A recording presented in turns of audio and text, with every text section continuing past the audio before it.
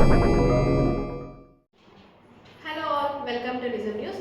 పాత బస్తీలో భారీగా రేషన్ బియ్యం సీజ్.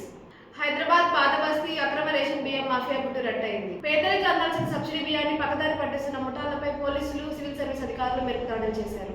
వివరాలకెళ్తే చాంద్రాయణగుట్ట పోలీస్ స్టేషన్ పరిధిలో ఒక గోడం భారీ పీడీఎస్ బియ్యం నిల్వ ఉంచారని పక్కా సమాచారంతో అధికారులు సోదాలు చేపట్టారు. ఈ దాడుల్లో సుమారు 6 టన్నుల అక్రమ బియ్యాన్ని గుర్తించి స్వాధీనం చేసుకున్నారు. ప్రజలకు అందాల్సిన సబ్సిడీ బియ్యాన్ని తక్కువ ధరకు సేకరించి వాటిని పాలిష్ చేసి సోనా మసూరి బియ్యంగా మార్చి మార్కెట్లో విక్రయిస్తున్నట్లు అధికారులు గుర్తించారు. దొడ్డిదారిన బియ్యాన్ని తరలించేందుకు సిద్ధంగా ఉంచిన తరుణంలో అధికారులు రంగంలోకి దిగి ఈ నెట్వర్క్ ని ఛేదించారు. ఈ ఘటనపై కేసు నమోదు చేసుకున్న పోలీసులు గోడం యజమానితో పాటు దీని వెనుకున్న వ్యక్తుల్ని గుర్తించే పనిలో పడ్డారు. పేదల బియ్యాన్ని అక్రమంగా నిల్వ చేసి విక్రయించినా కఠిన చర్యలు తీసుకుంటామని అధికారులు ఈ సందర్భంగా హెచ్చరించారు. మరిన్ని ఇలాంటి లేటెస్ట్ అప్డేట్స్ కోసం చూస్తూనే ఉండండి నిజం న్యూస్.